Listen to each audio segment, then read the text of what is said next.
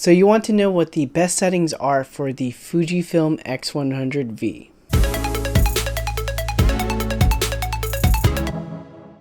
What's up guys, Reggie B Photo here and welcome back to the channel. So for those of you who are new, my name is Reggie Ballesteros and I'm a wedding photographer based in the San Francisco Bay Area. In this video, I'm going to go over the best settings for the Fujifilm X100V. Okay, so I'm going to level with you. There are no best settings for this camera or for any camera in general. The truth is, in the world of photography, there is no best anything. Each photographer has a different approach to their craft, so the settings that are the best for me are not necessarily going to be what's best for you. With that said, in this video, I'm going to go over how I personally set up my Fujifilm X100V. So I use this camera for a wide range of different type of situations, including professional wedding photography, portrait photography, travel photography, and of course documenting my family day to day. I'm hoping that by sharing my settings for this camera and explaining exactly why I picked them will help you figure out what settings are going to work best for you. Feel free to use my settings as a starting point, but always do your own experimentation and test to see what setup will actually work best for you and your working style. Alright, so first things first, I'm going to hold display back and turn the camera on so we can verify what firmware I am on for the Fujifilm X100V, and that is version 1.0. Alright, so turning it back on, I'm going to navigate and reset all my settings so that we can stay on the same page as each other. Okay, so I'm going to reset the camera right here. Okay, so now that we have all the default settings, we're going to start off right from the beginning, and for image size, I personally pick small 3x2. So the main reason why I use the 3x2 in the small setting is because I use the JPEGs from my camera for sending to my phone for Instagram stories. But I personally shoot in RAW all the time, so I set this to Fine plus RAW. This lets me send a JPEG to my phone if I need to, and still have the RAW for editing in Lightroom later on. And for the RAW recording, I'm going to set this to lossless compress, as this saves some file space on my memory card, but doesn't really sacrifice anything as far as quality goes. So my film simulation of choice is classic chrome, and that's what I'm going to set up right here. And I'm going to leave the grain effect off for my personal film simulation setting. So I actually like to use color chrome effect and turn that to weak. This basically increases the contrast and some of the color saturation of the image. For color chrome effects blue, I'm going to turn that off. And for white balance, I'm going to leave that to auto, but for color chrome, it does tend to have a little bit of a washed out cooler tone. So I like to employ a white balance shift of -3 for the blues and 3 for the red. And this gives a little bit more warmth to the skin tones. As far as dynamic range goes, I always leave this at 100% because I'm shooting in RAW. And for the tone curve, I basically set this so that what I see in my camera is going to be the same that shows up on my iPhone when I transfer it over. And I've come up with that being +1 for the highlights and +1 for the shadows. And the rest of the image quality settings I set to color at 0, sharpness at 0, noise reduction at 0, and clarity at 0. I leave long exposure noise reduction on, and I leave the color space on sRGB. A lot of people think that you should be setting this to Adobe RGB, but this only affects the JPEG image. And if you're going to send the JPEG images over to your phone, then you should leave it in sRGB, or else you'll notice a color shift, especially in the reds when you transfer it to your phone. So pixel mapping I don't mess with, as this is more for hot pixels. And now we're going to go to editing my custom settings. So here are the 4 custom settings that I personally use. The first one is a warm version of classic chrome. The second is the standard version of classic chrome. The third is my black and white preset based on Acros. And my last is a raw custom setting that is based on Pro Negative standard for a very flat profile which has a very accurate histogram. So going into that, the warm is basically what I already showed you, so we're going to go into the neutral and show you what I have there. Basically for this one I have classic chrome, I have everything else the same, so grain effect off, color chrome effect on weak, color chrome FX blue on off, and I have the white balance to auto with no color shift. And I have the same thing for dynamic ranges at 100%, and I have D-range priority on off with the highlight at +1, shadow at +1, color at 0, sharpness at 0, noise reduction at 0, clarity at 0, and so on. As far as my black and white settings go, I use acros again, and I have that set to acros with no monochromatic color shifts at all. I leave the grain effect at weak and small. I have the color chrome effect off, the color chrome FX blue on off, the white balance is on auto, dynamic range is on 100% again, the range priority is off, and I do have the tone curve to +1 on these shadows. Sharpness is at 0, noise reduction is at 0, clarity is at 0.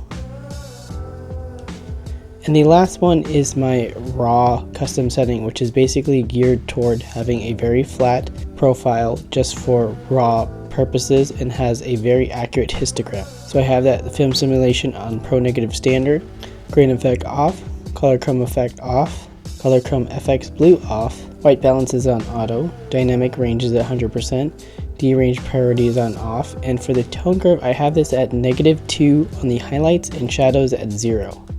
This gives me a very accurate highlight warning as well as a very conservative shadow profile to make sure that I don't underexpose on accident.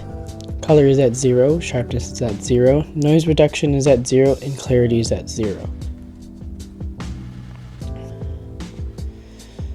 Alright, so now we get on to the autofocus settings, and focus area is basically just how you pick the focus point. So we're going to move on to AF mode, and I like to set this to all.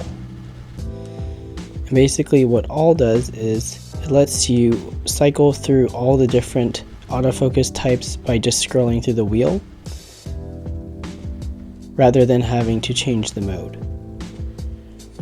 So for AFC custom settings, I typically have this on set 2 for most situations. The only other time is if I'm taking pictures of my kids, I set it to set 5, which is for very unpredictable moving subjects. But for now, we're going to leave it at set 2. I leave store AF mode by orientation on off. I have the AF point display for zone focus modes on, and I leave the number of focus points at 425 because I like to have as many points to select from. I use pre-AF on off, and I suggest you leave pre-AF on off if you want to save battery life, as if you leave it on, it's going to be looking for focus even when you're not pressing down the shutter. I leave the AF illuminator on off, and for any time that I use face and eye detection, I leave that on eye auto. So for the autofocus manual focus override, I leave that on off, and for the manual focus assist, I'm going to set that to peak highlight, and I like to have it on red high. Alright, moving on, I have focus check on off, and I have interlock the spot and auto exposure and focus area on. So for the instant AF setting, I leave that on autofocus single, and I have the depth of field scale to pixel. Alright, so the release and focus priority, I leave the autofocus single on focus priority because I want to make sure that always in focus before I shoot. And then for the fast action for autofocus continuous, I leave that on release priority as I want to make sure that I capture moments and I have no lag when I'm taking the photo. As far as touchscreen modes, I leave this usually on area as I just want to select the area and still have the half press be the autofocus acquisition. And then here's the corrected AF frame. I'm not quite sure what this is. I think it's for the OVF, but I leave that on off for now. So sports finder mode, I leave that on off. Self timer is on off at this point. Save self timer settings, I'll leave that on so that when I do set it, you'll remember. So for interval timer settings, I like to leave this at 0 minutes and 1 second. And right when I go over here, I like to leave that right at infinity. And then we're gonna just start it up just to save that. But I like to leave it there, that way I can just let it go as long as I want to and then just cancel it to stop. We also have interval timer shooting exposure smoothing on. I think this is a new feature for the X100V. So now on to auto exposure bracket setting. I like to have this give me 7 frames total at 1 exposure stop each. So it's going to be 3 frames overexposed and 3 frames underexposed. And if you leave this on continuous, so I like to leave this on underexposed first, correctly exposed, and then overexposed. And I'll quickly demonstrate that for you what that looks like.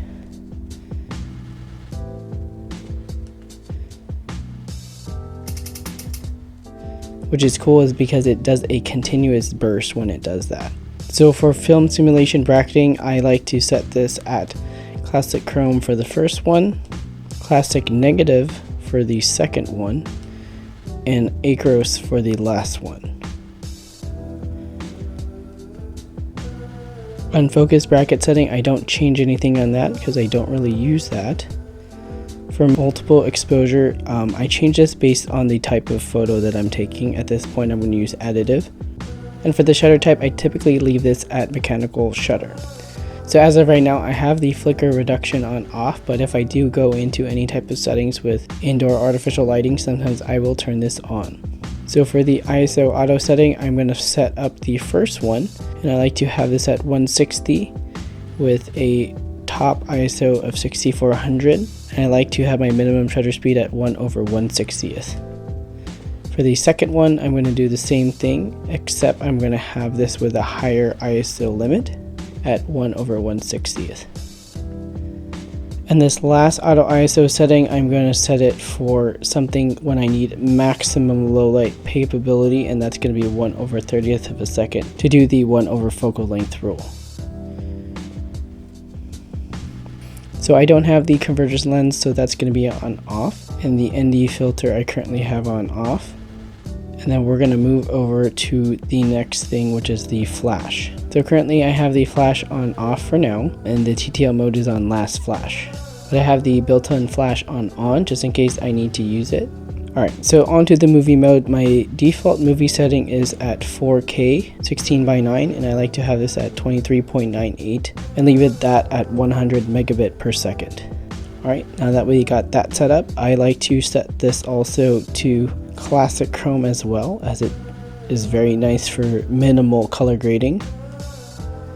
And I have the white balance set to auto, but I do manually set this if I'm doing any type of studio shooting. So the dynamic range I leave at 100%, and then for the highlights and shadows I leave these at -2 highlights and -2 shadows to have an ultra flat profile for color grading in post.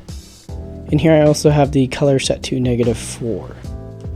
And the reason why I leave these things very flat and desaturated is because video actually bakes in the color and tones into the video. So I like to be able to add contrast and saturation in post rather than having to subtract it in post. So I leave sharpness at 0 and noise reduction at 0. I have the interframe noise reduction on 0, and F-log recording is also at 0. So the focus area is how you pick the focus point, and I like to leave this on area as I like to manually select where I'm going to do focusing. As far as the autofocus custom settings go, I leave this at the default at +2 sensitivity and AF speed at 0. And the face and eye detection, again, if I do use it, it's going to be on eye auto. So for the manual focus assist, again, leave this on red high, and I leave focus check on. This is basically when you enable manual focus, it's going to punch in a little bit. And the HDMI output info display really depends on what I'm doing. If I'm capturing my EVF, I'm going to leave that on. If I'm using a Atomos recorder or anything like that, I'm going to use it on off if it's for creative footage. And here I leave this at the default, as well as the HD output as also on default, and the 4K HDMI standby quality is at 4K. I leave the HDMI record control on as well. So for zebra settings, I like to leave this on, and it really doesn't matter if you choose it right or left. And I like to leave this at 95%. And on the audio settings, I only have the mic level limiter and I turn everything else off. And for the mic remote release, I leave this at microphone because I don't typically use a remote release in the microphone port. Timecode settings I don't change, and the tally light I have just on the solid rear light on. And I leave the movie silent control on because I like to have the exposure settings for movie mode decoupled from the still shooting settings. Alright, onto the user settings. We're going to set the date here as 2020 3/29/1140, right? And the time difference, I like to leave this on home, as when I go traveling, I don't want the photos to be out of order. Language is at English, and then the My Menu setting, I'm going to add these items later. So for the sound in the flash, we're going to leave this on. This basically lets the flash be able to turn on, but we're going to change the sound in a different area. Now we're going to go over to the sound settings, and first thing I'm going to do is turn off the shutter volume to off. This makes it a lot more silent than the previous that I had. Alright, so now we're going to go in the sound settings. We're going to finish that right there. And now we're going to go into the EVF settings. So for the view mode, I'm going to have both the shooting and the playback on the eye sensor. And I have the EVF brightness at -1. And the EVF color I also like to leave at 0. Color adjustment is at 0, and LCD brightness I like to have that at -1. The reason why I do this is because I find that -1 gives the closest brightness level to a mobile phone or an iPhone set at 75% brightness, which is typically what I have my screen at. So LCD color is at 0, LCD image adjustment is at 0, image display I like to have it at 0.5 seconds. I have auto rotate display on, and preview exposure in manual mode I like to have that on as well. Natural live view I leave that on off, and framing guideline I like to have this at grid 24, as this is the only grid that has a center both horizontal and vertical line. Alright, so I have auto rotate playback on off, as I like to see the vertical photos in full screen still. I have the focus scale units on feet. And then I have the OVF image display on full. So as far as the display custom settings go for the EVF, I pretty much have everything checked except for the framing guideline, the autofocus distance indicator, and the exposure compensation digit. Everything else I like to have on. Alright, and then for the EVF LCD, I have the framing guideline on, electronic level on, I leave the AF distance indicator on off. I have the histogram on and the live view highlight alert on. These are very important for getting accurate exposures. And then I just leave the exposure compensation digit off. I like to have the framing outline on as well. And just to show you basically what the highlight warning looks like, that will show you when your highlights are blown out or not. Alright, so back to the settings. I usually leave the large indicators on off on both things. I don't really turn that on in general. And then I have the information contrast adjustments to standard. So now on to the button and dial settings, which is really the fun stuff. So I have the focus lever setting on, and I have the edit quick menu setting to 16, and here are my 16 slots that I use. It is basically custom setting, autofocus mode, dynamic range, white balance. And then here I like to set this to the ND filter, image size, image quality, film simulation, highlight, shadow, color, sharpness, timer, face detection. I have the flash here and the brightness.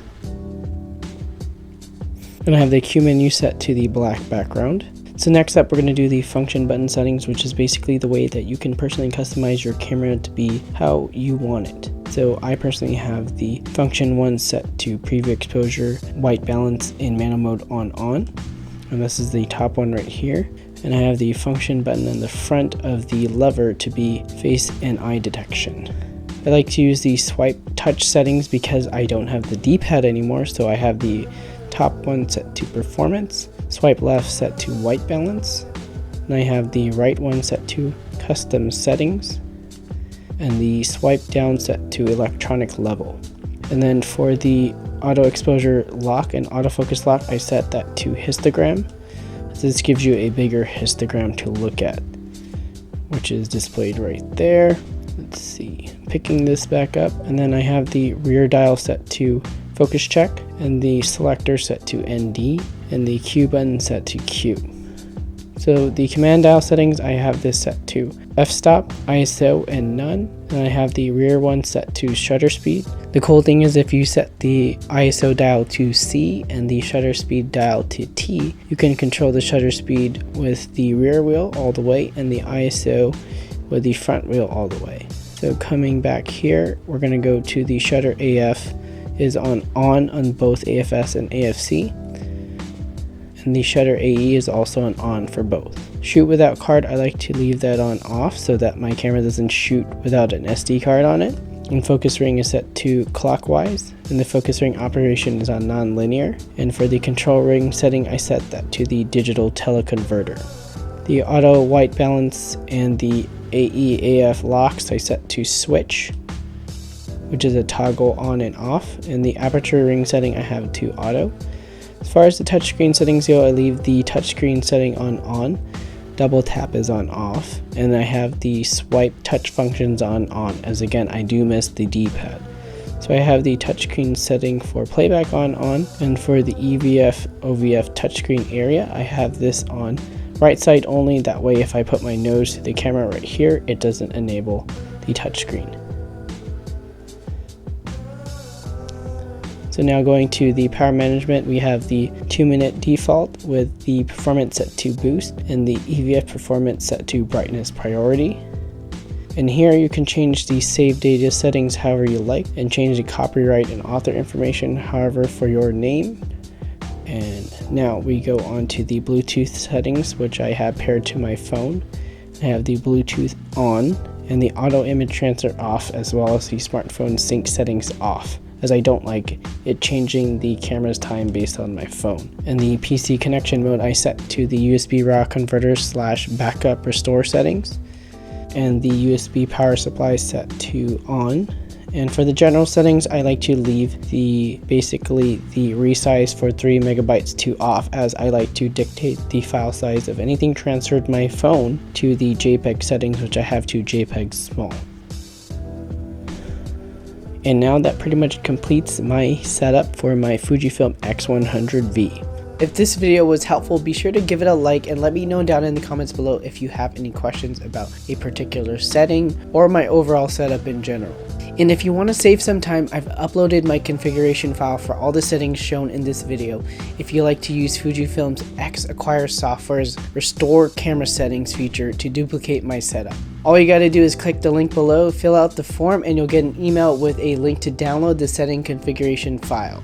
As always, please be sure to subscribe if you haven't already, as I make a new Fujifilm or photography video every week. And if that's too long for you, go ahead and follow me on Instagram at ReggiePhoto for new tips, tricks, and tutorials throughout the week. Alright, that's it for me. Remember to get out, go shoot, and I'll catch you guys in the next one.